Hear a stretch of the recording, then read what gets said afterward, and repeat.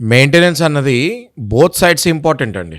అంటే ఎట్లా both sides important అంటే, ఒక పక్కన వైఫ్‌కేమో తన మెయింటెనెన్స్ ప్లస్ తన పిల్లల మెయింటెనెన్స్ నెల రాందే ఇల్లు గడవదు. భర్త వైపు ఎందుకు అది ఇంపార్టెన్స్ అంటే, భర్తకి ఎంతొస్తుందో చూసుకొని ఆయన ఈఎంఐలు, ఆయన గతంలో ఉన్న కమిట్మెంట్స్ అవన్నీ కంప్లీట్ అయిన తర్వాత మిగిలే డబ్బులు వేయించి మళ్ళీ మిగిల్చి వీళ్ళకి ఇవ్వాలి. కాబట్టి మెయింటెనెన్స్ అనేది ఫ్యామిలీ డిస్ప్యూట్లో particularly very important for both the sides.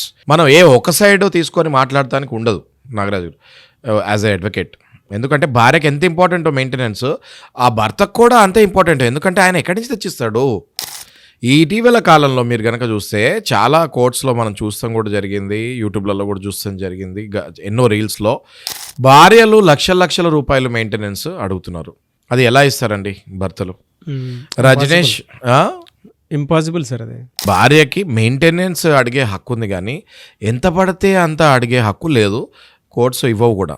అయితే కొన్ని ఫాల్స్ డాక్యుమెంట్స్ లేకపోతే ఫాల్స్ అజంప్షన్స్, అంటే నా భర్తకి నెలకి ఇంత ఆదాయం వస్తుంది అని గాల్లో ఆలోచించుకొని చెప్పి అది రాసి కోర్టు వారిని నమ్మించే ప్రయత్నం చేసి కొన్నిసార్లు నమ్మిస్తారు కూడా. నమ్మించి మెయింటెనెన్స్ హెవీగా ఇస్తాం జరుగుతుంది.